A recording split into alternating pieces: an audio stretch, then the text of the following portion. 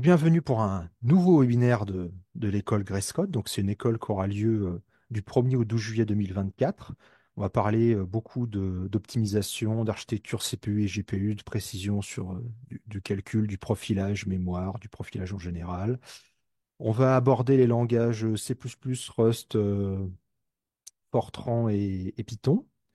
On va faire du SQL, du CUDA, du Eve, du NumPy, du NV Fortran, du NVC++, du G++, du Clang. Enfin, on va faire beaucoup de langages comme ça. Aussi du Legged, du TensorFlow et du numérique.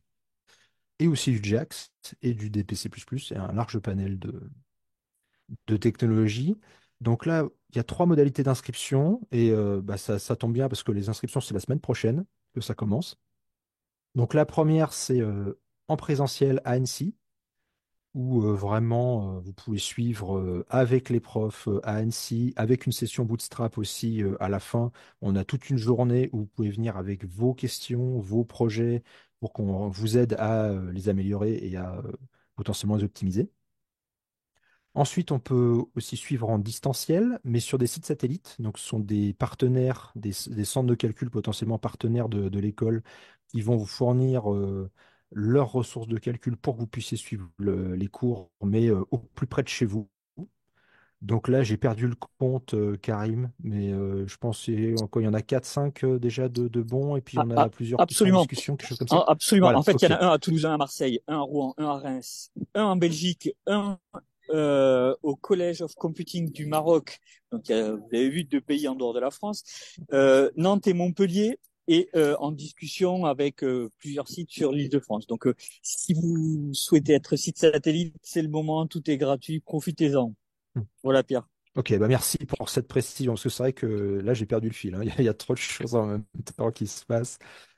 Donc voilà, normalement vous devriez avoir à terme un site satellite pas trop loin de chez vous si vous n'avez pas forcément le temps de venir ou que voilà, après c'est quand même un déplacement, c'est 2 semaines à Annecy, mais quand même on va vous réserver pas mal de petites surprises, donc si vous venez normalement ça vaudra le coup. Et la dernière modalité c'est vraiment en distanciel à la carte. Donc on va restreamer tout sur YouTube en direct et comme ça vous pourrez suivre vraiment les sessions qui vous intéressent si vous ne pouvez pas tout suivre, que vous n'avez pas le temps. Globalement, ça va se couper en deux. La première semaine, ça va être CPU, la deuxième semaine, ça va être GPU. Mais tout aura une continuité, hein. Donc tout ce qu'on aura vu dans la première semaine, on va l'utiliser dans la deuxième, hein. Donc si vous êtes là pour les 2 semaines, c'est quand même mieux. Mais voilà, l'idée de cette école. Donc les inscriptions, ça commence lundi prochain. Au LAP, le nombre d'inscriptions va être limité à 32 parce qu'autrement, pour le bootstrap, ça va être compliqué. Donc, si vous voulez vraiment venir ou que vous n'êtes pas loin, tout simplement, et que vous pouvez venir facilement, essayez de vous inscrire assez vite parce que pour le coup, on est assez limité en place. On n'a pas forcément le nombre de places pour les sites satellites, mais globalement, c'est quelques dizaines par site à peu de choses près. Donc, ça variera, mais ça, on mettra tout à jour pour le formulaire d'inscription. Normalement, vous aurez les infos. Et en distanciel, bon, là, vous pouvez autant que vous voulez, de, il n'y a pas de problème. Et sur ce, je me donne la parole à moi-même pour présenter un peu de calcul sur GPU en C++20 avec NVC++, mais aussi en CUDA et aussi en Thrust parce qu'il faut bien faire le pont entre les deux. Donc dans cette présentation, je vais commencer par un petit rappel, histoire qu'on démarre bien la présentation, et puis après on va aller voir tout ce qui se passe du côté de CUDA, de NVC++, en C++17 et en C++20. On était parti la dernière fois donc sur la présentation d'avant, donc avec le C++ standard sur CPU et GPU. Et donc, quand on fait du C++, si vous voulez faire du GPU parallélisme, a priori, vous allez utiliser TBB. Et si vous voulez faire du calcul sur GPU, vous allez utiliser CUDA ou Thrust, des choses comme ça, ou SYCL, des choses comme ça. Et pour faire les deux, vous avez tout un tas de bibliothèques qui existent, hein, Cocos, Alpaca, SYCL que David vous a déjà présenté, OpenACC que Vincent vous a déjà présenté un petit peu, et OpenCL. Ce qui se passe, c'est que depuis quelque temps, on peut demander au compilateur de faire des choses. Donc par exemple avec G++ et Clang++, on peut leur demander d'utiliser directement en C++17 TBB, donc le backend de Intel pour faire du calcul parallèle. Et donc c'est ce que je vous ai montré la dernière fois, en fait des STL Transform de haut niveau, on passe une méthode d'exécution et ça fonctionne. Et pour le coup c'est un bonheur à utiliser. Depuis novembre 2020 en fait, Nvidia a fait la même chose avec NVC++, donc est capable de prendre du C++17 standard, donc des STL Transform, des for each, etc. et directement de tourner sur GPU comme ça. Alors derrière il utilise Thrust et CUDA, mais on va voir ça justement dans le détail aujourd'hui. Comme on va faire du calcul sur GPU, là, je vais encore vous embêter. Il faut exprimer du parallélisme. Donc si vous faites des calculs, par exemple, pour analyser des événements, normalement, si vous avez de la chance, vos événements, ils ont le mérite d'être indépendants, s'ils sont des événements stochastiques, et donc vous avez un parallélisme naturel qui se dégage de ça. Le petit problème, c'est que, comme si vous vous rappelez, la dernière fois, je vous ai dit, pour utiliser un GPU de manière efficace, il faut lancer énormément de threads. C'est vraiment, le hardware est prévu pour ça, donc vous avez besoin de lancer énormément de threads, et ce qui se passe, c'est que si vous avez par exemple 10 000 événements que vous pouvez mettre dans votre mémoire sur votre GPU, c'est pas assez. Hein. Souvenez-vous, pour le problème de Gray-Scott, il fallait que je lance 700 000 threads pour atteindre l'optimum d'une A100. Donc clairement 10 000 c'est pas assez. Bon, les ingénieurs de chez Nvidia, ils parlent de wave, de vague de calcul, et là où on est censé en avoir que quelques-unes sur un CPU, il faut en avoir plusieurs centaines sur un GPU. Donc c'est pour ça que l'échelle est très différente. Donc dans ce cas-là, j'ai pas assez d'événements pour exprimer assez de parallélisme, donc je vais les casser en petits morceaux. Et si j'ai de la chance, donc mes événements ils vont être constitués de capteurs, donc mettons des pixels dans ce cas-là. Et là, je peux augmenter tout de suite le parallélisme, exprimer plus de parallélisme pour faire mon calcul, et donc lancer plus de threads idéalement à la fin. Si ça suffit toujours pas, je peux recasser mes pixels en petits morceaux, parce qu'ils vont peut-être me donner une réponse dans le temps. Donc des slices, des pulses, des waveforms, vous appelez ça comme vous voulez. Et donc là, je peux encore exprimer un niveau de parallélisme supplémentaire. Mais là, il se pose une question, d'accord, j'ai exprimé plein de parallélisme, mais comment je stocke mes données maintenant? Pour ça, il faut regarder qu'est-ce qu'on fait comme calcul. Prenons la première méthode, la première chose qu'on fait généralement quand on a des données, c'est une calibration. Donc on va prendre les données brutes et on va les transformer en quelque chose qu'on peut exploiter. Donc une énergie, un nombre de photons, des choses comme ça. Bon, on peut partir du principe que cette méthode, elle est indépendante de l'ordre des données, donc en fait, ça va marcher quel que soit l'ordre, donc c'est pas elle qui va décider de l'ordre. Bon, en vrai, ça peut être faux, mais là, on va dire que c'est vrai parce que ça me simplifie mon exemple. Regardons la deuxième étape à ce moment-là. La deuxième étape, ça va être une intégration potentiellement, donc ça veut dire qu'on va commencer à sommer les valeurs, donc typiquement là, sur un pixel, on va sommer toute cette colonne ici, de manière pondérée, potentiellement pour augmenter le rapport signal-sur-bruit, enfin c'est un truc assez classique qu'on fait en calcul. Et donc ça va être une réduction. Souvenez-vous que ce que je vous ai présenté sur la partie CPU de cette présentation-là. Il faut faire attention aux dépendances arrière, et donc ça veut dire qu'il ne faut pas que deux éléments qu'on additionne soient contigus en mémoire. Autrement, on a des problèmes de dépendance arrière, surtout quand on vectorise, mais aussi sur GPU, ça marche aussi. Donc, les données contiguës vont être sur cet axe-là. Donc ça nous permet de vectoriser, donc aussi de faire du calcul sur GPU de manière efficace, et ça marche pour la calibration et pour l'intégration. Donc du coup, là, on est bon, et on sait que notre dernier axe, ça sera celui-là. Ensuite, naturellement, quand on fait une somme, on veut que les éléments qu'on additionne après soient pas trop loin en mémoire quand même de ceux qu'on a déjà commencé à utiliser. Donc, logiquement, le deuxième axe, ça va être celui-là, pour garantir quand même qu'en cache, on ne sera pas trop loin, ou au pire, on sera dans un cache de niveau supérieur, mais pas dans la mémoire ou dans la mémoire du GPU, on sera vraiment plus près pour avoir un prefetch qui va bien. Et donc naturellement, le dernier axe, c'est celui-là. Et c'est là où on va commencer à paralléliser sur des cœurs, des nœuds, un cluster, des GPU, des CPU, tout ce qu'on veut. Donc tout ça pour vous rappeler, encore une fois, c'est le calcul qui dit comment est-ce qu'on stocke les données et jamais l'inverse. Si vous faites l'inverse, soit vous avez de la chance, soit ça marche pas, et en pratique ça marche pas. Donc une fois que ça c'est fait, on peut commencer à utiliser des outils. Donc là je vais vous présenter un petit peu l'écosystème de CUDA, parce qu'au final, quand on fait du CUDA, on pense surtout au langage, donc qui permet de développer des kernels. Il y a Q++ aussi ou Qtlas qui permettent de faire ça. Mais en fait, c'est beaucoup plus que ça, CUDA. Vous avez, déjà dans cette partie-là, vous avez la partie CuPy et Numba, qui permet aussi de développer des kernels en Python. Mais au-delà de ça, pour faire du calcul, on peut utiliser QBLAS, QLAPACK, QFFT, QRAND. Vous avez vraiment beaucoup de choses de disponibles là-dessus. Et ça permet de régler aussi pas mal de problèmes. Ensuite, on va parler un petit peu de Thrust aussi aujourd'hui. Donc Thrust, il est un petit peu entre les deux, c'est-à-dire qu'il gère des données. Il y a la notion de vecteur dedans, mais on peut aussi faire des calculs avec, donc je le mets un petit peu à part.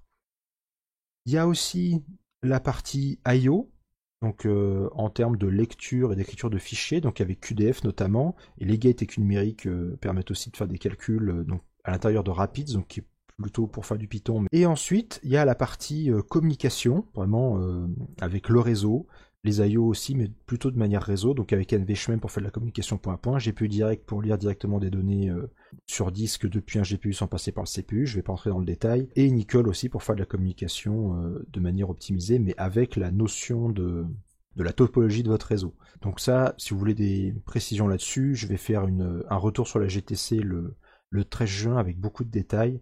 Donc pour le coup, c'est là-dedans que je vais vous présenter ça en détail. Là, je mentionne que ça existe. On a aussi les profileurs et les débuggers, donc comme Insight par exemple, hein, qui a aussi eu beaucoup de mises à jour. Mais là, pareil, si vous voulez des précisions, ça sera le 13 juin, parce que là, j'ai pas le temps de vous en dire plus.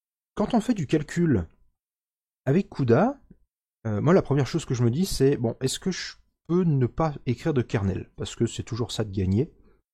Et effectivement, quand vous faites des calculs, vous pouvez utiliser de la gel linéaire le plus possible. Donc, pour faire des broadcasts, vous utilisez de la gel linéaire. Pour faire des réductions par stride, typiquement, vous pouvez faire des multiplications de matrices vecteurs en multipliant par 1, typiquement. C'est le genre de choses qui fonctionnent. Et pour faire des projections de matrices, vous utilisez directement une gemme, donc un produit de matrice, parce que ça, c'est complètement fait pour. Et donc c'est dans ces cas-là qu'on utilise typiquement QBLAS. Enfin, moi j'utilise QBLAS pour ça fonctionne très bien. Ça permet de faire des choses, vous pouvez utiliser votre bibliothèque préférée, mais a priori, déjà ça déblaye une bonne partie des problèmes et ça c'est bien. Mais après, des fois on veut aller plus loin, et c'est là où ça se corse, et je vais vous faire un petit rappel de ce que je vous avais dit la dernière fois sur la hiérarchie des threads, parce qu'on va en avoir vraiment beaucoup besoin aujourd'hui. Donc tout en bas on a les threads. Donc le thread c'est vraiment lui qui va être exécuté sur un cœur du GPU, et c'est lui qui va exécuter le kernel de calcul qu'on va lui passer, qu'on va définir avec CUDA ou d'autres méthodes, mais là on va surtout voir CUDA. Au-dessus du thread, on a un ensemble de threads qu'on appelle une warp. Donc c'est vraiment un ensemble de threads qui vont être exécutés en même temps, donc par le scheduler hardware. Donc ça c'est non négociable, hein, c'est le GPU qui fonctionne comme ça. Vous ne pouvez pas exécuter un thread tout seul, ça ne marche pas, il sera forcément dans une warp. Et une warp, typiquement, sur les GPU NVIDIA, ça fait 32 threads. Après, ça peut varier suivant les constructeurs, mais pour NVIDIA, c'est 32 threads. Et là, vous avez la garantie que tous les threads de cette warp sont synchrones, donc ils vont exécuter les mêmes instructions en même temps sur des données différentes. Vous avez cette garantie-là. Un peu plus haut niveau, vous avez la notion de bloc. Donc un bloc, d'un point de vue hardware, c'est proche d'un streaming multiprocesseur, donc une partie du GPU qui va justement lancer plein de warp en même temps, mais c'est qu'une partie. Donc là, on a typiquement 2-4 warp, ça dépend des GPU, donc c'est 64 ou 128 cœurs, ça dépend des GPU, mais globalement c'est ça l'ordre de grandeur, mais après vous pouvez lancer plus de warp aussi sur les blocs, c'est juste qu'il faut avoir ça en tête derrière. Et là vous avez une exécution qui est complètement asynchrone, c'est-à-dire que 2 threads d'un même bloc, vous n'avez pas de garantie qu'ils vont être exécutés en même temps. Il y a un moment, ils vont se terminer en même temps, ou à la fin, tout le monde sera terminé, mais ils vont pas s'exécuter en même temps, ça, vous n'avez aucune garantie. Au-dessus des blocs, on a la notion de cluster maintenant. Alors ça vient des communications par bloc. Donc c'est pour simplifier la vie des gens qui font vraiment de la synchronisation entre blocs. Et ça depuis CUDA 12 et depuis Hopper. Parce que Hopper, on a 132 streaming multiprocesseurs, en Ampère, on en a 108, et ce qui fait que un bloc, c'est plus petit que 1/100 du GPU. Un stream multiprocesseur est plus petit que 1/100 du GPU. Et donc pour faire des communications, c'est pas pratique d'attendre que tout le monde ait fini pour ça. Donc là, on a la notion de cluster, alors qu'une notion un peu à part, hein, donc on va pas la traiter aujourd'hui, mais voilà, ça existe en CUDA 12. Ils ont rajouté ça. Et le dernier niveau, c'est la grille. Et la grille, donc c'est vraiment le GPU complet. Donc par exemple, pour une Hopper, ça va être 8448 cœurs, et pour une Ampère, ça va être 6912 cœurs. Une fois qu'on a fait tout ça, un petit rappel sur comment les threads s'exécutent. Donc un thread s'exécute pas tout seul, encore une fois, il va s'exécuter dans une warp. Et quand on a des instructions, ce qui va se passer, c'est que les instructions vont être loadées deux par deux et exécutées deux par deux à chaque fois. Et quand on a une condition, bah, la condition, il va falloir la traiter. Et donc, quand on a une exécution avec une condition, la condition va être exécutée par tous les threads de la même warp en même temps. Et là, suivant le résultat de la condition, si elle est vraie ou si elle est fausse, les threads pour qui la condition est juste vont exécuter la suite, donc le then. Les autres vont attendre très poliment, parce que les threads sont très polis entre eux. Et une fois que eux ont fini leur calcul, les autres vont exécuter le else, et les précédents vont les attendre poliment, parce que voilà, les threads sont très polis entre eux. Et donc c'est là que vous voyez le problème, c'est en fait quand vous avez une condition dans un kernel, vous allez payer le then et le else dans tous les cas, en termes de temps d'exécution, et vous allez sous-utiliser WhatWarp. Donc c'est pour ça qu'on vous déconseille de mettre des conditions dans des kernels, et encore moins des cascades de conditions, parce que là pour le coup ça va être dramatique en termes d'exécution. Alors on va voir qu'il y a des cas où on peut quand même s'en sortir, mais globalement si vous pouvez ne pas mettre de conditions, essayez de ne pas en mettre, ça va vous gagner du temps. Une chose qui est importante, c'est que les threads, ils sont sur des cœurs, les cœurs sont des cœurs physiques, et ils vont pas bouger. Donc en fait ce qui se passe, c'est qu'un thread va tourner sur un cœur, le GPU va vous dire bah, le thread il est sur tel cœur, et c'est à vous de trouver quelles données il faut mettre, faut loader pour que ça fonctionne. Et donc dans l'idéal, il faut mapper les données sur les cœurs. Et vous pouvez avoir autant de données que vous voulez, les données doivent être mappées au maximum pour que les threads, quand ils exécutent, soient efficaces et passent à travers sans aucun problème.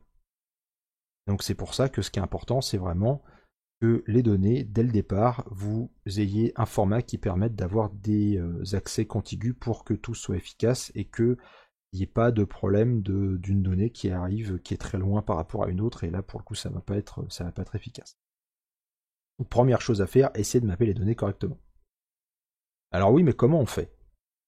En fait, un thread, donc il est rattaché à un cœur comme je vous ai dit, le thread il est dans un bloc, le bloc il est rattaché à un stream multiprocesseur, typiquement il va être exécuté par un stream multiprocesseur, et les blocs sont dans une grille. On va pas parler de cluster pour le moment, de manière hardware, de toute façon ça n'existe pas. Et la grille, donc c'est le GPU complet comme je vous ai dit. Le thread, pour le retrouver, il a une ID, et le bloc, de la même manière, a une ID. Et c'est avec ça qu'on va savoir comment il faut récupérer les données, qu'est-ce qu'on fait avec ça. Alors les ID sont à 3 dimensions, donc ça permet de simplifier les choses. Hein. Si par exemple vous avez des événements, et après vous avez des slices, et après vous avez des pixels, bah, vous pouvez potentiellement mapper ça à 3 dimensions, ça vous évite d'avoir une seule dimension et passer votre temps à faire des divisions pour retrouver les bonnes valeurs, les découper par événement, etc. Ça permet de vous le faire automatiquement, et du coup le hardware vous dit là je veux traiter l'élément un tel ou un tel. Donc une fois qu'on a fait ça, on va se dire ok, mais quelle taille doivent avoir mes blocs, parce que bon, c'est vrai que c'est pas forcément trivial, et puis en plus il y a des limites, c'est un peu compliqué quand vous avez la taille du bloc. La taille du bloc, vous avez des limites 1024 sur X et sur Y, et puis c'est 32 sur Z, et du coup il faut que ça rentre, enfin c'est pas forcément trivial à faire fonctionner. Donc qu'est-ce qu'on fait? Alors prenons un produit de Hadamard de 100 éléments, parce que bon, c'est une de mes présentations, donc je vais bien vous parler d'un produit de Hadamard.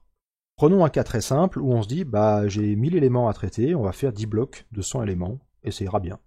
Donc 10 blocs de 100 threads qui vont traiter chacun 100 éléments, et tout va bien se passer. Et là, il faut se rappeler de ce que je vous ai dit, ce sont les warps qui sont exécutés, ce ne sont pas les threads. Donc ce qui va se passer là, c'est qu'on va avoir des blocs qui vont avoir 4 warps, mais que 3 warps de 32 threads, donc où les 32 threads sont vraiment utiles, et une warp qui va être constituée que de 4 threads qui vont être exécutés, et tout le reste, ils vont attendre. Parce qu'ils auront rien à faire. Et là, tous les threads sont comme ça, et ça pose problème. Donc là, on ne s'est pas embêté, et finalement, à la fin, on va utiliser que 78% de nos blocs. Et ça, c'est problématique. Malheureusement, le monde n'est pas fait que de puissance de 2, c'est très dommage, mais il faut réussir à composer avec ça. Donc regardons un autre scénario, où là on va se dire on va faire 8 blocs, mais des blocs de taille 128. Donc des multiples de 32. Et là, il y a moyen que ça se passe mieux. Regardons ce qui va se passer. Si on fait ça, en fait on va avoir 7 blocs qui vont être composés de 4 warps de 32 threads, donc utilisés à 100%. Donc là tout va bien se passer. Et bon, comme on n'est pas sur un multiple de 32, bon, on est un peu embêté. Là, le dernier bloc, il y a 3 warps qui vont être remplis au maximum et une warp qui va utiliser que 8 threads sur 32. Donc c'est un peu dommage, mais bon, à un moment, il faut des multiples de 32, il n'y en a pas, il n'y en a pas. Avec ça, on s'en sort beaucoup mieux. Donc là, vous voyez, c'est vraiment l'effet de bord, hein, mais il n'y a qu'une seule warp qui a cet effet de bord, donc elle va ralentir qu'un seul bloc, et pas tous les autres. Ça, c'est quand même pas mal. Et là, on va utiliser à 98% nos blocs, en moyenne, ce qui est bien mieux qu'avant. Alors, pas le GPU, hein, parce qu'évidemment, vous vous doutez qu'avec 8 blocs, on va pas saturer un GPU, avec 10 non plus, il faut en lancer beaucoup plus, mais quand même, là, si vous avez d'autres calculs, celui-là va déjà prendre beaucoup moins de temps par rapport à ce qu'il est censé faire, et ça, c'est bien. Mais c'est pas fini. Maintenant, il faut prendre en compte le fait que la warp, elle va lire et écrire des résultats, potentiellement, donc lire des données, écrire des résultats, et il faut le prendre en compte. Et pour ça, il faut se rappeler qu'un secteur sur un GPU NVIDIA, c'est 32 octets, et une ligne de cache, ça va être 4 secteurs, donc 128 octets. Si par exemple, je veux lire avec mes kernels sur mes threads, je veux lire des éléments de 4 octets, bah, je vais potentiellement toucher 4 secteurs avec une warp. Et il va se passer quelque chose comme ça. Et là, c'est très efficace. La warp, elle est vraiment optimisée pour ça. Tout va bien se passer. Et c'est bon. Il n'y a pas de problème. Si je veux lire des données de 8 octets, mettons qu'avant c'était des floats et maintenant c'est des doubles, hein, pourquoi pas, ça va marcher aussi. On va toucher 8 secteurs. Donc les 32 threads vont toucher 8 secteurs, mais ça va être optimisé, il n'y aura pas de problème, ça va très bien se passer aussi. Et c'est là qu'il faut faire attention, parce que là j'ai des données qui sont contiguës, et là on se rend compte que c'est très proche de ce qu'on fait en vectorisation sur un CPU. Sur un CPU, quand vous vectorisez, alors il faut donner plein d'indices au compilateur pour que ça se passe bien, sauf si vous faites des STD transforms. Mais il faut que les données soient contiguës, il faut que les accès soient contigus, il faut que tout se passe bien, il faut que tous les éléments soient contigus. Mais sur CPU, vous êtes obligé de le faire. Sur GPU, comme vous êtes dans un thread, il faut y penser. En fait, quand vous programmez un thread, il faut penser à ce que fait celui d'à côté. Il ne faut pas penser qu'à votre thread et dire oh, bah, je peux accéder à n'importe quoi, tout va bien se passer. Non, là, vous n'allez pas avoir de bonne performance si vous faites ça. Donc là, pensez à tous vos réflexes quand vous faites des calculs sur CPU, ça aide sur GPU pour être efficace. Et c'est là justement qu'il faut parler de memory layout, donc comment est-ce qu'on stocke les données pour que ça soit efficace. Donc ça c'est un exemple que j'ai emprunté à Athéna et Lafrou qui a fait une super présentation la semaine dernière à la GTC, donc je vous invite à regarder sa présentation, donc je vais vous donner le même exemple mais à ma sauce hein, quand même, mais voilà, regardez sa présentation parce que vraiment elle est super. Donc là on se rappelle que un read et un write c'est un secteur à chaque fois, donc c'est 32 octets, à chaque fois qu'un thread fait un read ou un write, enfin qu'une warp va commencer, qu'un thread d'une warp va faire un read ou un write. Et donc là, si on fait un tableau de structure, donc mettons que là, on a un float UVW, puis on a des floats X, Y, donc avec une taille de 8 floats à chaque fois à l'intérieur, et un float Z, donc là, ça fait 80 octets. Si on regarde ce que ça donne en termes de mémoire, donc là, c'est la partie en rouge, hein, donc là vous avez 80 octets, et encore 80 octets, et ainsi de suite. Donc la structure coef, là, elle va avoir cette tête-là en mémoire, typiquement. Ce qui fait que bah, si je veux lire U par exemple, il va se passer ça. Là, chaque thread de la warp va accéder à un élément différent qui va être dans un secteur différent. Et là, ça va poser beaucoup de problèmes en termes de lecture. C'est exactement ce qui se passe sur un CPU. Hein. Et là, on utilise que 4 octets sur les 32 qu'on ramène à chaque fois. Et ça, c'est problématique. A l'inverse, si on fait une structure de tableau, avec une structure qui a cette tête-là, où on met des tableaux, et on explose les les X et les Y en X0, Y0, etc. Bah là, ce qui va se passer, c'est plutôt quelque chose comme ça. Où notre warp, elle va lire des données qui vont être contiguës, si on veut lire U par exemple, et là, à nouveau, on se retrouve dans le cas que je vous ai montré dans la slide d'avant, où on va lire 4 secteurs, et tout va bien se passer, tout va être efficace. Et si après on veut lire une autre donnée, comme Y0 par exemple, on va aller ailleurs dans la mémoire, mais ce sont des données qui vont être toutes contiguës, donc ça va être aussi beaucoup plus efficace. Alors que si on fait ça dans le cas précédent, là si je veux lire Y0 par exemple, il va arriver par là à peu près en mémoire, donc on va toucher ce secteur-là, et puis celui-là, et puis celui-là, et puis celui-là, et puis encore des secteurs qu'on n'a pas du tout touchés avant. Donc ça va être un cauchemar en termes de données. On va ramener beaucoup plus de données qu'avant, on va saturer les lignes de cache, on va faire du cache trashing, donc on va enlever des données qu'on n'utilisait pas et qu'on va remplacer par d'autres, mais qu'après qu'on va peut-être vouloir utiliser V et en fait ça marche pas. Donc ça va être problématique. Là, ça marche vraiment très très bien, donc pensez à faire les choses de cette manière-là pour que ça soit efficace. Donc là, on utilise tout ce qu'on a loadé, tout ce qu'on a lu, on l'utilise, et là c'est très efficace, et il n'y a pas de problème. Donc regardons un peu ce que ça donne. Un produit de Hadamard en CUDA. Donc le produit d'Hadamard, on a des calculs élément par élément, donc c'est indépendant des éléments, tout se passe bien. Et le kernel ressemble à ça. Donc là vous reconnaissez, hein, on passe des flottes, des tableaux, et on définit notre kernel avec notre petit calcul qui va bien ici. Et c'est là où il faut faire attention, on dit global au début, pour dire notre kernel peut s'exécuter sur le device ou le host. Alors nous, il se trouve qu'on l'a utilisé sur le device, mais donc le GPU, dans le jargon NVIDIA device c'est GPU et host c'est CPU. Et ensuite, il y a le petit calcul de la position du thread. Donc là, c'est plutôt à l'ancienne, enfin à la CUDA vraiment, où on a block ID, block dim et thread ID. Donc thread IDX, thread index. Donc là en X, hein, je fais un truc relativement simple, c'est du calcul, c'est un produit d'Hadamard, donc faisons les choses relativement simples, mais vous avez Y et Z aussi pour faire des calculs. Et avec ça, vous trouvez votre index pour savoir qu'est-ce que votre thread est censé lire. Et là, vous faites votre calcul. Et tout se passe bien. Si vous voulez une méthode un petit peu plus classe, vous avez les cooperative group, où vous faites cooperative group this grid thread rank, et là vous avez l'équivalent. Donc c'est une manière peut-être un peu plus moderne de faire ça, mais cette manière-là fonctionne aussi très bien. Mais là c'est pas tout. En fait là on a créé notre kernel mais on l'a pas lancé. Donc il faut quand même regarder comment on fait pour lancer le kernel et c'est là que ça se complique. Donc on commence par allouer des données sur le GPU. Il faut quand même dire qu'est-ce qu'on veut utiliser. Tant qu'on y est, on n'oublie pas de les libérer une fois qu'on a fini notre calcul. Si il se trouve qu'on appelle souvent ce kernel, ce qui est potentiellement le cas, pensez à essayer de sortir les allocations et les désallocations de cette fonction pour pas passer votre temps à réallouer et à désallouer, parce que ça prend du temps, même sur GPU, hein, donc autant ne pas le faire. Une fois qu'on a fait ça, on va transférer des données, donc du host sur le GPU, là typiquement, donc avec le CUDA memcopy host to device. Pour le coup, les noms sont explicites, hein, donc ça le met d'être simple à comprendre. Et une fois qu'on a fait ça, une fois qu'on a fait notre calcul, on va aussi, tant qu'on y est, transférer les résultats sur le host, donc le CPU, de nouveau. Là, on n'a toujours pas fait le calcul. Hein. Avant d'appeler le kernel, il faut aussi déterminer la taille des blocs et la taille de la grille, hein, donc le nombre de blocs dans la grille et le nombre de threads par bloc. Et donc là, je vous ai mis un petit exemple qui est plus ou moins foireux, mais qui marche à peu près sur des cas simples. Si c'est un cas compliqué, ça marchera pas, hein, mais bon, ça vous donne un petit peu l'idée de à quoi ça ressemble. Après, il peut y avoir beaucoup plus de ramifications suivant ce que vous voulez faire, mais typiquement, voilà le genre de choses auxquelles vous allez être confronté, ou alors vous laissez l'utilisateur décider, mais là, pour le coup, ça peut être compliqué suivant les cas, mais des fois, on n'a pas le choix.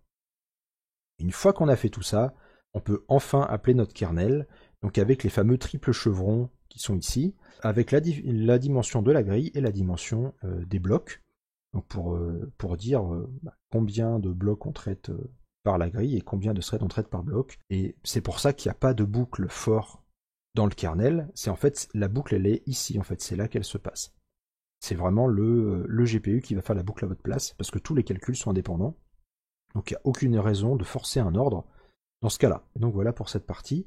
Une autre chose qui est très importante pour cette partie, c'est, là j'ai mis un check file, un CUDA check file. C'est important quand vous faites des appels à CUDA de vérifier que ça s'est bien passé, parce que là on utilise un GPU, donc un device extérieur au CPU, donc il peut y avoir des problèmes de mémoire, vous pouvez dépasser de la mémoire, vous pouvez ne pas avoir le droit de copier, plus avoir de place, enfin il y a beaucoup de choses qui peuvent se passer, donc vérifier les codes d'erreur c'est important pour qu'à la fin ça se passe vraiment bien. Le code complet ressemble à peu près à ça. Donc là où je vous ai mis les includes aussi pour que ça fonctionne. Donc vous voyez, bon j'ai pas mis la doc parce que ça rentrait pas pour que ça soit lisible. Mais vous voyez que bon c'est pas trivial, mais bon il y a plus compliqué. Il y a des API qui sont plus compliqués, mais c'est là pour le coup on arrive à s'en sortir un petit peu. Et en termes de performance, ça donne ça. Donc là je vous ai montré donc en violet vous avez la courbe avec la copie qu'on fait à chaque fois, et les allocations qu'on fait à chaque fois. Donc vous voyez que ça coûte un peu cher quand même. Et la version où on appelle que le kernel avec des données qu'on réutilise pour pas réallouer à chaque fois. Et là vous voyez que mine de rien, on a un facteur 20 entre les deux. Donc c'est important, si vous pouvez éviter les copies ou les allocations, faites-le parce que pour le coup ça c'est important. Si on demande au moniteur GPU, donc typiquement à Insight ou au NVIDIA Server Settings son avis, il va nous dire ah bah là on est à 100% d'utilisation du GPU, tout va bien, bon, on a de quoi être content, c'est une bonne nouvelle. Là on est à 97% en taille de tableau, bon, c'est bien, mais il faut reconnaître que on commence à être un petit peu juste. À 1 million d'éléments, on commence à être à 60%, donc là ça commence à être un petit peu embêtant, pourtant on n'est que sur une A3000, hein. Mais vous voyez que voilà, ça monte, ça monte assez vite. Et là, on est en dessous des 22%, et là, c'est vraiment... En fait, dès que vous commencez à descendre en dessous des 60%, le moniteur, potentiellement, il va être un petit peu généreux par rapport à votre utilisation réelle du GPU. Donc, pour le coup, si vous êtes à 100% ou à 97%, a priori, ça se passe bien. Si vous êtes à 60%, en vrai, vous êtes peut-être qu'à 40 ou qu'à 10. Donc voilà, faut interpréter un peu ce que vous dit le moniteur GPU. Comme il échantillonne l'utilisation du GPU toutes les secondes ou toutes les 2 secondes, suivant l'utilisation que vous en avez, vous pouvez rater des choses. Et donc, a fortiori, si vous échantillonnez toutes les minutes, il peut se passer des choses aussi. Donc, soyez très critique quand on vous donne l'utilisation du GPU. 100% a priori c'est une bonne nouvelle, mais 97 ou 60 des fois ça cache des choses. Mais quand même on peut dire que ça se passe bien. Regardons un petit peu l'équivalent en thrust. Donc pareil, notre produit d'Adamar, toujours élément par élément, de manière indépendante. Regardons ce que ça donne. Le code thrust ressemble à ça, pour le coup vous voyez c'est beaucoup plus compact. Et donc là, on initialise des données, donc là vous reconnaissez, on a un host vector, donc c'est un vector un peu comme un SCD vector, c'est juste qu'il est sur le CPU, hein, mais c'est explicite. Ensuite, on transfère les données, donc avec un device vector, donc le device vector comme son nom l'indique, c'est un vecteur où les données sont sur le device. Et là vous voyez que juste avec un égal, on copie un host vector sur un device vector, donc avec H pour host et D pour device, hein, ça c'est une convention que vous retrouvez normalement dans tous les kernels de calcul CUDA, c'est une convention que tout le monde utilise parce qu'il faut reconnaître que savoir où est le pointeur c'est important, où est la donnée c'est important, donc autant le faire bien. Et au passage on alloue le vecteur de résultat aussi, parce qu'on va en avoir besoin. Une fois qu'on a fait ça, on fait un calcul, donc notre fameux produit de Hadamard, un thrust transform qui ressemble furieusement quand même à un std transform, avec une petite différence quand même, là on a la lambda c'est host et device, c'est pas une lambda toute bête, mais on est vraiment pas loin d'avoir quelque chose de pas trop mal. Et l'autre petit truc c'est qu'il faut utiliser donc les vecteurs qui sont sur le device, hein, pas les vecteurs qui sont sur le host, autrement on calcule sur le host et pas sur le device. Il y a des petites choses à faire mais on est quand même pas loin du standard.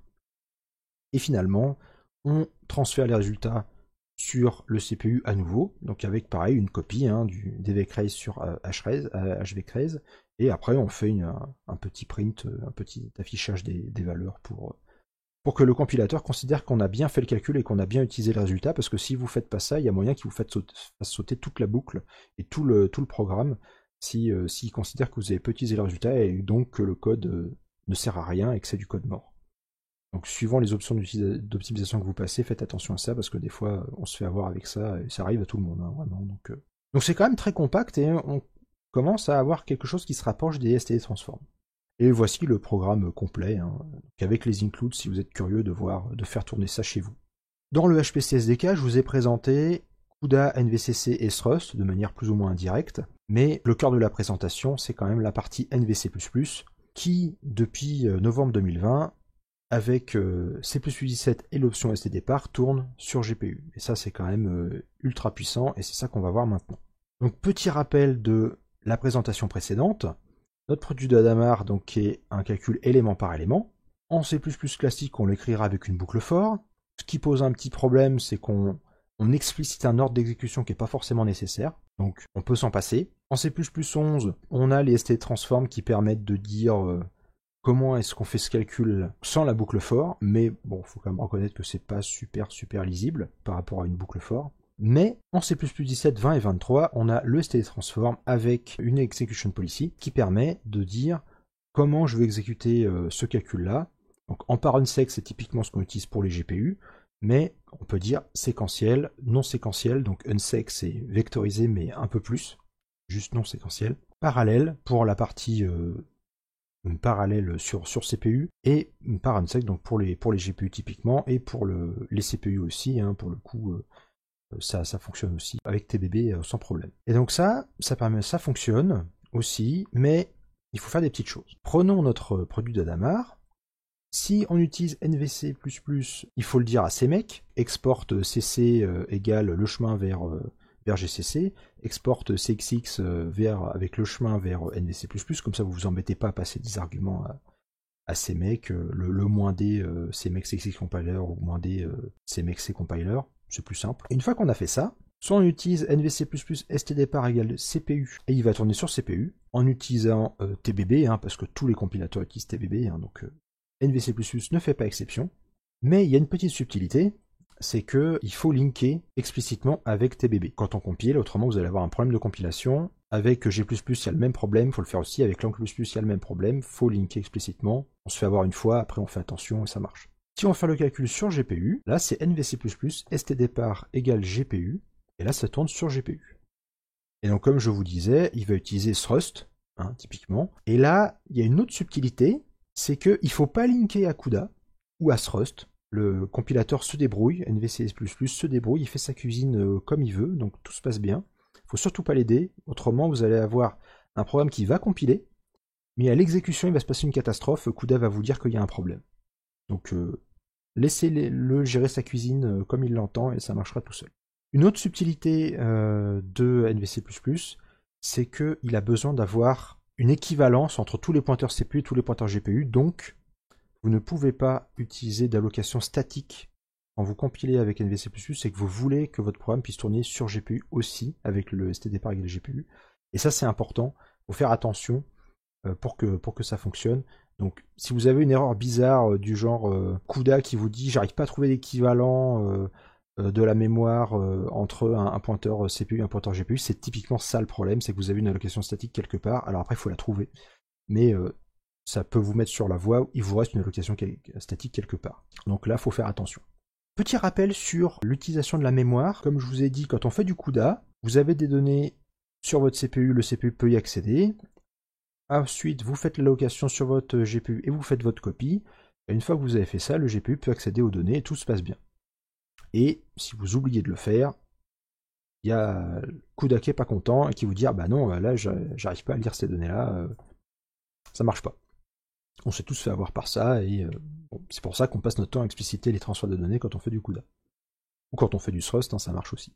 Quand on compile avec NVC++ et avec NV Fortran, alors les versions 2020 et plus, hein, donc typiquement vous prenez la dernière version, ça marchera sans problème. Là c'est un peu différent. Votre CPU accède aux données CPU sans problème, mais si votre GPU accède à des données qu'il n'a pas, ce qui va se passer c'est qu'il y a une erreur, mais qui va être récupérée par le driver, et c'est lui qui va faire la copie. Donc c'est pas super classe, mais ça fonctionne très bien. Et c'est ça qu'on va regarder tout de suite avec Nsight, donc qui va le profil directement du produit d'Adamard que je vous ai présenté. On va regarder ce qui se passe. Donc là, vous reconnaissez directement, on a, bon, c'est un produit d'Adamard, hein, donc par définition, faire ça sur un GPU, c'est un peu une insulte, mais on est à 60% de calcul et 40% de transfert, ce qui n'est pas très surprenant, parce que bon, c'est quand même une A3000, donc là, je fais vraiment pas assez de calcul par rapport à ce que je dois faire. Alors faisons un zoom sur cette toute petite partie ici, en regardant ce qui se passe. Là, on reconnaît le patch fault H2D, donc host to device transfer. Donc il y a un problème, il y a un page fault, donc le GPU essaie d'accéder à une donnée qu'il n'a pas. Ça pose problème et ça remonte et qu'est-ce qu'on fait? Et ça va typiquement déclencher donc ce qu'ils appellent un speculative prefetch host to device transfer. Donc c'est ce que je vous disais, hein, c'est le CUDA qui se dit ah mais attends ça fonctionne pas, mes données je les ai pas, il faut que je les rapatrie tout de suite. Et du coup là c'est vraiment un pari. Donc il va se dire ok j'ai essayé d'accéder à cette donnée là, ça n'a pas marché, on va dire que je vais rapatrier ces données là et peut-être que c'est bon. Si vous faites des accès complètement chaotiques dans votre mémoire, ça va pas marcher, ça va être une catastrophe. Mais si vous avez des accès contigus, ça déchire. Vraiment, c'est ultra puissant. Et là, bah, vous avez reconnu bien sûr Thrust, hein, qui est appelé partout, parce que sous le capot, c'est bien Thrust qui est appelé. Donc voilà, là on le voit et c'est assez évident. Et une fois qu'on a ça, on est toujours limité, parce que les ST transform, que je vous ai dit la dernière fois, ce sont des triadiques, donc des opérations du genre x plus y, donc z égale x plus y. Et quand on fait ça, bah, on est un petit peu limité parce que bah, on peut vouloir faire des quadriadiques, par exemple, de dire x plus y fois z.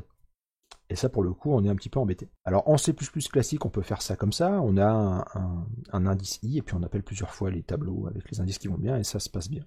En C++ 17, je vous avais présenté la dernière fois une méthode avec un indice.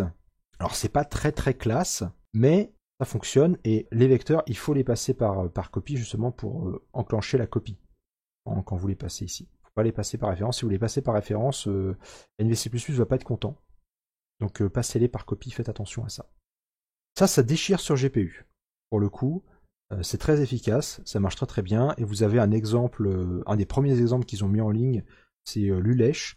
C'est une bibliothèque de simulation de mécanique des fluides qui fonctionne très bien et qui utilise cette méthode justement pour faire des calculs sur leur grille, sur leur simulation.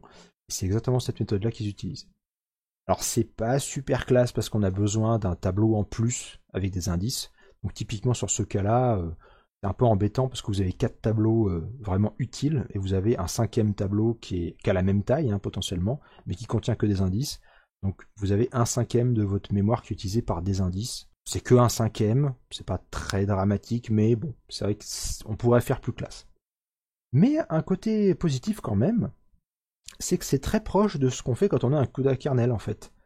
Parce que l'idée c'est que bah, vous avez un thread ID et vous, avec le thread ID vous déduisez qu'est-ce que vous êtes censé faire avec. Bah, là c'est la même chose en fait.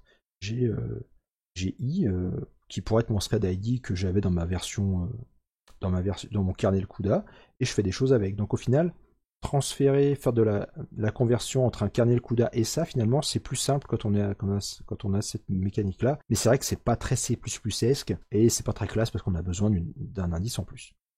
Alors pour rester dans cette histoire d'indices, on pourrait utiliser les Cartesian Product et les IotaView. Vous avez un MDSpan, donc ça c'est les MDSpan de C++20, donc vous avez des données input et output qui sont allouées et vous faites des vues pour dire, bon, bah, en fait, elles ont telle et telle dimension, donc n et m et m et n.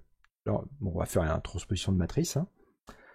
Et ensuite, vous faites un Cartesian product, donc une view, entre deux views iota. Et là, ça vous permet d'avoir un tableau d'indices, i et j, mais qui, normalement, va pas être alloué. Et une fois qu'on fait ça, on peut le passer à un for each, et on obtient un indice qu'on peut découper en I et J. Et en le découpant en IJ, bah voilà, vous voyez qu'on est très très proche des indices qu'on pourrait avoir avec un CUDA kernel. Donc pareil, on peut retrouver nos petits en faisant ça et ça se passe bien. Ça ça permet de fonctionner avec des indices multidimensionnels. Encore une fois, c'est que des vues, donc pour le coup, il n'y a pas de problème en termes d'allocation, tout se passe bien, ça marche très bien. Et on n'a potentiellement pas d'allocation et ça c'est bien. Et c'est très bien si vous voulez faire du broadcasting, mais on peut faire un petit peu mieux. Donc un broadcasting qui ça va être ça. Vous avez A qui a une certaine taille et B qui est plus petit, mais vous voulez répéter B pour qu'il ait la même taille que A pour pouvoir faire votre calcul. Ça c'est possible en C++23 avec des joins et des repeats. Donc repeat, vous n'êtes pas obligé de mettre le nombre de fois que vous répétez, hein, vous pouvez, mais en l'occurrence là il fonctionne si on le passe pas, donc je ne l'ai pas passé, mais vous pouvez aussi mettre un nombre de fois que vous répétez B. Une fois qu'on a ça, on a un B qui virtuellement a la bonne taille. Et donc quand on passe un ST transform avec le vecteur A qui a la bonne taille et le vecteur B qui a virtuellement la bonne taille, on peut faire un calcul comme ça et ça fonctionne très bien. Mais il y a quand même un petit problème, c'est que c'est pas encore vectorisé, c'est pas encore parallélisé. Et peut-être le gros problème de cette slide, c'est que tout ce que je vous ai montré là, il n'y a que G++13 qui est capable de le compiler. Alors ça compile, ce qui est déjà pas mal, mais effectivement, c'est pas encore super optimisé, donc voilà, ça pose problème. Et NVC++ ou C++, enfin le futur des PC++, eux arrivent pas à le faire. Eux, ils compilent pas, parce que je soupçonne qu'ils attendent justement que ça soit bien optimisé. Mais voilà, où on en est pour le moment. Donc, si je résume la situation, en termes de CPU et de GPU, C++17 a posé les bases, et ça c'était bien. Le 20 va un peu plus loin, le 23 va encore plus loin, et le 26 normalement on devrait être vraiment pas mal. Avec le 23 on est déjà normalement vraiment pas mal, mais le 26 normalement devrait être vraiment vraiment bien. Et pour conclure, donc on a de très bonnes performances sur GPU, donc que ce soit avec CUDA ou avec NVC++, donc avec C++17 et maintenant C++20. Là, tous les tests que je vous ai montrés, je les ai faits avec le HPC SDK 24.3, donc celui littéralement de la semaine dernière. Hein. Donc je suis vraiment le plus à jour possible. Ça fonctionne très bien, c'est très puissant et c'est un bonheur à utiliser, vraiment pas avoir à se soucier des transferts de données, des tailles de blocs, des choses comme ça, c'est vraiment très très agréable. Faut pas linker explicitement parce qu'autrement on se fait avoir. Bon, je me suis fait avoir, ça arrive à tout le monde. Vous pouvez cibler automatiquement les GPU avec le CUDA Visible Devices qui est utilisé par CUDA, hein, donc NVC++ comprend et ça fonctionne très bien. Il ne faut pas utiliser d'allocation statique. Si vous avez ça à la compilation, il ne va pas forcément voir qu'il y a un problème, mais à l'exécution, il ne va pas être content. Si vous avez des problèmes à ce moment-là, ayez un réflexe. Est-ce que par hasard, vous avez encore une allocation statique qui traîne dans votre programme? Ça peut être aussi fait par une librairie tierce si vous ne faites pas attention. Donc voilà, faites attention que ce qui est compilé avec NVC++ soit bien 100% alloué dynamiquement, c'est important. Et je vais finir avec un petit avertissement sur les softs industriels, parce que là, en fait, ce qui se passe, c'est que tout ce que je vous ai présenté, ça fonctionne avec NVC++, mais sur les compute capabilities supérieures à 6, donc ça veut dire que c'est Pascal, Turing, Volta, Ampère, Hopper et Blackwell, si vous en avez un. Mais par contre, les versions plus anciennes, donc Maxwell ou Kepler, bah ça fonctionne pas. Le compilateur va vous dire non, non, ça je sais pas faire, donc si vous avez des K80, c'est dommage. Si vous avez des M quelque chose, c'est dommage aussi. Il faut le prendre en compte quand vous programmez avec ça. NVC++, CUDA 11, c'est encore compatible avec les K80. Et les pilotes, les anciens pilotes, là ça fait à peu près un an, je crois qu'on n'a pas pu mettre à jour les K80 parce que bah, les pilotes sont plus compatibles, donc il faut garder les anciens pilotes. Donc Compute Capabilities 3.5 minimum, donc K80 c'est 3.7, donc on sent qu'on est vraiment très très proche de la fin. Et CUDA 12 il n'y en a pas, hein. Pour le coup c'est pas possible. Donc pensez à sauvegarder les binaires pour garder le plus longtemps possible vos GPU, parce que nous nos K80 elles marchent encore, hein, il n'y a pas de problème, hein. C'est juste que on peut pas mettre les kernels à jour, mais on peut encore faire des choses avec. Et donc sur ce, bah, je vous remercie de votre attention et je répondrai à vos questions si vous en avez. Écoute, du indépendance stretch scheduling qu'on a depuis Volta chez Nvidia. Bah, c'est en fait, bah, t'es toujours dans une warp. Ça change pas en fait, que ce soit sur Volta ou pas sur Volta. La warp, elle gagne toujours à la fin. Donc après, il y a des scatters. On peut faire des scatters ou des gazers ou des choses comme ça, mais c'est très limité. Et le chat va trop vite. Mais mais oui, a priori, enfin, partez du principe quand même que les warps c'est important. C'est vraiment fondamental. Donc ouais, c'est pas parce qu'on est sur GPU que tout d'un coup on peut lire les données n'importe comment. Ça marche pas. Donc faites attention à ça. Ensuite, où peut-on trouver les CUDA Toolkit précédents pour les vieilles cartes GPU? Alors c'est compliqué. C'est compliqué. Normalement, si vous regardez dans les versions archivées des sites de Nvidia, on peut les retrouver. Moi, je galère quand il faut. Maintenant, j'ai toutes les cartes, mais si vous cherchez des fiches techniques sur des vieux GPU, pareil, c'est très compliqué à trouver. Ça se trouve, faut chercher. C'est un peu compliqué. Nous, on les garde précieusement pour pas les perdre. Mais oui, mais sur les versions archivées, normalement, il y a dans Nvidia Archive, je sais plus quoi, vous avez normalement tout l'historique de ce qui se passe, mais c'est pas forcément trivial à trouver. Mais avec beaucoup d'efforts, on finit par y arriver. Ensuite, Sergey, oui, côté Intel, ça fonctionne. C'est vrai que j'ai oublié d'en parler. J'ai joué avec des PC++ la semaine dernière pendant la GTC. Ça fonctionne.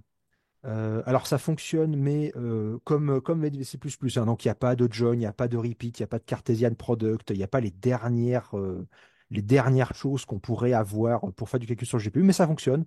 PolyDMR, ça fonctionne, Saxp, ça fonctionne, Reduce, ça fonctionne, Transform Reduce, ça fonctionne, mais sans les zips. C'est un peu décevant, mais bon, voilà, ça avance. C'est possible, ouais, DPC++, alors qui maintenant a changé de nom parce qu'il est déprécié évidemment. C'est, je sais plus comment il s'appelle, mais on vous présentera ça à l'école. Il est capable de le faire. Il y a pas de souci. Et ça fonctionne très bien, pour le coup. Mais voilà, après, si vous faites de la sorcellerie C++ un peu trop avancée, comme NVC++, des fois, il va être un petit peu limité pour faire les calculs. Ah, fou, très bonne question. Quelle différence de perf entre NVCC et NVC++? A priori, c'est la même. J'ai pas de différence. Alors, c'est juste, enfin, en termes de différence, il y a quand même une différence fondamentale. En termes de calcul, c'est la même chose. Après, ça dépend de à quel point vous avez réussi à optimiser vos kernels correctement. C'est pas forcément trivial. Une chose que fait NVC++, que fait pas NVCC, c'est la partie mémoire unifiée, justement, où il va, alors je sais pas comment il fait pour le coup, j'ai pas trouvé, mais il arrive à faire moins d'appels système pour faire le même transfert que ce que moi j'ai besoin de faire avec CUDA, donc avec NVCC. Donc en fait, en termes de temps d'exécution, ça va être, enfin de temps de calcul, ça va être proche. En termes de nombre d'appels système pour faire des transferts, j'ai des cartes. Alors je crois que c'était, de mémoire, c'était la V100 où j'avais 3 fois moins d'appels système pour faire des transferts que ce que j'avais sur la version CUDA. Donc il y a quand même des optimisations assez puissantes qui sont faites de ce point de vue-là. Mais en termes de temps de calcul, c'est très proche. Ensuite, est-ce que NVCC est en passe de devenir obsolète? Alors ça, c'est un vieux rêve. Alors ils avaient annoncé ça l'année dernière à la GTC. Ils en ont pas reparlé cette année, donc je pense que c'est peut-être un petit peu en attente. Le rêve, ce qui se passe, c'est que pour NVCC et NVC++, il y a deux petites choses. Alors maintenant, ils commencent à converger, c'est ça qui est bien. L'année dernière, vous mettiez un device, un underscore underscore device ou un underscore underscore host dans un code que vous vouliez compiler sur avec NVC++, et vous disiez qu'est-ce que c'est que cette horreur? Parce que c'est NVCC qui sait faire. C'est pas NVC++. Là, depuis l'année dernière, les deux sont en train de converger pour que NVCC puisse commencer à faire un peu de sorcellerie C++ et que NVC++ puisse commencer à gérer un petit peu des kernels. Donc, c'est pas complètement fini, mais en fait, le plan annoncé de NVIDIA, c'est de merger NVCC et NVC++ pour qu'il n'y ait plus que NVC++ à la fin. Donc, il va pas devenir, enfin, il va pas vraiment devenir obsolète, c'est vu qu'il va être absorbé par NVC++, si tu veux. Donc, voilà. Ça c'est prévu, c'est déjà annoncé depuis l'année dernière, mais là, c'est encore en train d'avancer un peu plus. Ensuite, Antoine qui nous dit, peut-on espérer que dans quelques années, la bibliothèque standard C++ deviendra l'outil de référence pour créer du logiciel portable CPU, GPU? Bah, j'espère. Ah, on peut espérer. Après, dans quelques années, oui, c'est bien parti pour. C'est vraiment très très bien. C'est bien parti pour. Donc, vous voyez, là, on est quand même sur une bonne pente. Ça se passe bien. Il manque encore des choses, mais ça se passe bien. Où on n'aura plus besoin des Thrust, Coco, SQL, etc. Est-ce que c'est réaliste? À long terme, en fait, c'est pas qu'on en aura plus besoin. Il y aura toujours Thrust. C'est juste qu'il sera planqué sous le tapis et c'est le compilateur qui va l'appeler directement. Comme pour le moment, les compilateurs, ils appellent TBB dès que vous voulez paralléliser des choses parce que c'est plus simple. Ils sont tous mis d'accord. Le backend, c'est TBB. Voilà, bah, on utilise TBB. Chez Nvidia, ils utilisent Thrust parce que c'est leur bibliothèque. Chez Intel, ils utilisent déjà SQL et ça fonctionne très bien. Cocos, je ne sais pas trop ce qui va devenir dans cette histoire, mais il va peut-être être absorbé par SQL ou inversement, je ne sais pas trop. Ça faudra demander à David, c'est plutôt lui qui suit ce genre de choses. Mais typiquement, voilà, le plan, enfin, le plan, clairement, c'est ça. C'est on fait du standard et derrière, le compilateur se débrouille à faire de la magie noire pour que ça fonctionne. Peu importe le backend qu'il utilise, c'est son problème, c'est à lui de le faire. Et ce qui est bien, c'est quand vous utilisez le compilateur propriétaire qui va bien, il se débrouille pour linker avec ce qu'il faut derrière. C'est pas à vous de le faire explicitement et ça, c'est pratique. Pour donner un ordre de grandeur C++32, j'espère que ça arrivera avant quand même. J'ai pas envie de patienter jusqu'à C++32. Normalement, enfin déjà le 23, il y a énormément de choses qu'on peut faire sans avoir la partie algèbre linéaire. On peut faire beaucoup de choses, que ce soit même avec les repeats, les joins pour faire des broadcasts, pour faire des reduce. Alors, les stride reduce sont pas là. Ça, moi, ça m'embête beaucoup. Mais j'utilise Cublas, je triche, j'utilise Cublas pour aller plus vite. Après, ça serait bien que ça arrive. Alors, j'ai pas vu ça en 26, mais pour le coup, Vincent est plus au courant que moi vu qu'il est dans le comité de standardisation. Oui, pour les projets, ouais, exactement, ouais. Pour les projets au long cours, 2032, c'est demain, donc effectivement, commencer à regarder ce genre de choses maintenant pour après pouvoir les faire effectivement en 2032. En 2032, j'espère que ça sera bon quand même. Moi, si ça pouvait être bon pour 2026, ça m'arrangerait d'ailleurs. Mais bon, euh, il y a déjà des choses. Alors, il y a des choses qui sont annoncées qui fonctionnent pas, comme je vous ai dit. Mais voilà, les compilateurs propriétaires sont en passe d'être compatibles avec G++13, ce qui va débloquer énormément de choses. Après, je soupçonne que de leur côté, ils essaient d'être compatibles, mais que ça soit optimisé. G++13 fournit la fonctionnalité, mais sans optimisation, parce que là, pour l'instant, je vous ai dit, hein, les repeats et les joins, c'est pas vectorisé, c'est pas paralysé, donc ça pose problème. Parce que bon, il y a un moment, ça compile, d'accord, mais bon, si ça pouvait aller plus vite qu'un escargot, ça serait mieux. Pour le moment, c'est pas le cas. Je soupçonne que les industriels, eux, ce qu'ils veulent, c'est plutôt avoir un compilateur qui déchire dès le départ. Donc ça prend un peu de temps à faire, c'est normal, hein. Faut leur laisser le temps. Mais voilà, il y a moyen que des choses un peu plus C++esque arrivent. Et pour le coup, ouais, 2032, j'espère que ça sera bon quand même. Si vous avez d'autres questions, sachant que il y a plein de trucs que je voulais présenter que j'ai pas présenté parce que j'avais pas le temps, hein. Donc on verra. Il y aura plus de choses à l'école. Pour le coup. Une question de Fouad, est-ce que NVC++ est compatible avec OpenCL? J'ai pas testé. Dans la doc de chez NVIDIA, il y a beaucoup d'exemples OpenCL, mais après, je suis pas sûr. Je sais plus s'il compile avec NVC++ ou NVCC. Mais s'il y a une réponse, elle est dans la doc de NVIDIA. Après, moi, je me dis qu'il n'y a pas de raison que ce soit pas compatible parce qu'au final, c'est un compilateur, hein, comme un autre. Mais au pire, il y a toutes les infos dans la doc. Ils utilisent pas mal d'exemples OpenCL dans la doc, donc il y a moyen que ce soit compatible. À vérifier, mais il y a moyen que ce soit compatible. Est-ce que vous avez d'autres questions pour Pierre? Alors, Sergei qui nous demande, est-ce que différentes parties du GPU sont capables d'exécuter du code différent en parallèle? Oui, oui, oui. Alors ça, c'est vrai que j'en ai pas parlé là parce que j'ai pas le temps. J'avais pas le temps en 1 heure, déjà que la présentation était longue. Mais oui, oui, c'est tout à fait possible. C'est tout à fait possible. Alors il y a une énorme mise à jour qui a été faite cette année. J'en parlerai plus en juin, vous aurez plus de détails là-dessus. Il y a deux choses. La première, c'est les streams. Quand vous faites du CUDA, vous avez des streams. Vous pouvez typiquement avoir plusieurs streams qui envoient des données, enfin des kernels un peu comme des perles sur le GPU. Et puis dès qu'il y en a un qui a fini, il fait son calcul. Et vous pouvez avoir plusieurs calculs en parallèle, plusieurs transferts pendant qu'il y en a un qui fait du calcul, enfin des choses comme ça. Une énorme mise à jour de cette année. Je ne vais pas vous en parler trop parce que j'ai pas envie de trop vous spoiler par rapport à ma présentation de juin. Une énorme mise à jour, c'est les graphes. QGraph est capable d'exécuter des graphes d'instructions sur GPU. Donc avec des tâches en parallèle, avec des barrières, avec des conditions, avec des boucles. Enfin, il y a énormément de choses qui ont été faites cette année à partir enfin, avec QGraph justement. Donc oui, oui, oui, c'est tout à fait possible.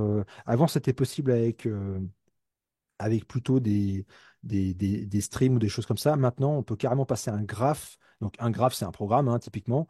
On peut carrément passer un graphe en disant, voilà, j'ai tel kernel à exécuter, tel autre kernel à exécuter. Ah bah là, il faut que j'attende tel autre kernel. Là, je peux les lancer en parallèle. C'est tout à fait possible. Et ils ont des speed-up de fou en faisant ça. Donc, oui, oui, c'est tout à fait possible. Donc, plus d'infos en juin. Mais oui, oui, il y a des présentations. C'est Joe qui a fait une présentation là-dessus la semaine dernière. Ça déchire. Vraiment. Après, il y a plein de trucs dont je n'ai pas parlé aussi. Mais bon, là, c'est peut-être un peu tard. Mais typiquement, quand Adrien vous parle de dépendance entre les différents calculs, en fait, c'est aussi important quand vous écrivez un kernel sur GPU. Toutes les contraintes que vous avez entre je fais x plus égal quelque chose et y plus égal x plus quelque chose, des choses comme ça, et il faut que j'attende d'avoir mon instruction d'avant qu'elle soit finie pour avoir celle d'après. Ça ralentit aussi sur GPU. Donc si vous pouvez avoir des instructions indépendantes, c'est toujours mieux. Et typiquement, voilà, une chose aussi importante qui rejoint la question de Sergei, c'est que si vous, vous avez pas assez de kernel pour faire des calculs, par exemple, je sais pas, sur X, sur Y et sur Z, bah faites 3 fois plus de kernel euh, lancés en parallèle. Et là, pour le coup, vous allez avoir des super performances pour exprimer plus de parallélisme avec plus de kernels qui s'exécutent en parallèle. Donc ça fait partie des conseils aussi qui sont donnés donc dans l'excellente présentation d'Athéna, justement, que je vous encourage à aller voir parce que vraiment, elle est top. Alors, c'est une introduction à CUDA. Alors, c'est une introduction, il faut s'accrocher quand même, hein. C'est une introduction, mais elle va beaucoup plus loin que ce que je vous ai présenté là. Mais ça permet de voir pas mal de choses. Oui, oui, oui, Fouad, j'ai vu, ouais, j'ai vu passer l'annonce de Blackwell. Je suis en train de vous concocter une présentation qui va faire moins de 3 jours, j'espère, le 13 juin pour parler de tout ça, pour faire le tour de la GTC. Donc oui, oui, j'ai passé ma semaine, la semaine dernière, à suivre toutes les présentations de la GTC. Donc, enfin, j'en ai suivi. Là, je crois que je dois en être à 75 ou 76. Il m'en reste une petite quinzaine à regarder pour vous faire un joli rapport sur la GTC. Donc oui, Fouad, j'ai vu passer ça. Il y a des trucs de fou, mais je vous annoncerai ça proprement en juin avec une présentation dédiée, avec tout ce qui va avec l'historique aussi, parce que comme ça fait quelque temps que j'ai pas fait d'historique des présentations précédentes, parce que ça fait depuis 2020 quand même que je le fais ça. Donc, on va repartir sur de bonnes bases cette année pour embarquer des gens en plus. Donc, avec l'historique de ce qui s'est passé, de là où on va et de toutes les nouveautés. Donc, je vous évoquais 2, 3 trucs là, mais beaucoup de choses en perspective. Mais là, je vais pas en parler maintenant parce qu'on en a pour 2 heures et c'est pas une bonne idée. Mais oui, présentation le 13 juin, on parle de tout ça. On a déjà le créneau dans les webinaires. Il y a Sébastien qui a déjà fait l'indico, donc voilà, ça va arriver. Bon, si vous n'avez pas d'autres questions, je vous propose qu'on s'arrête là. Ah, merci Fouad. Merci du compliment.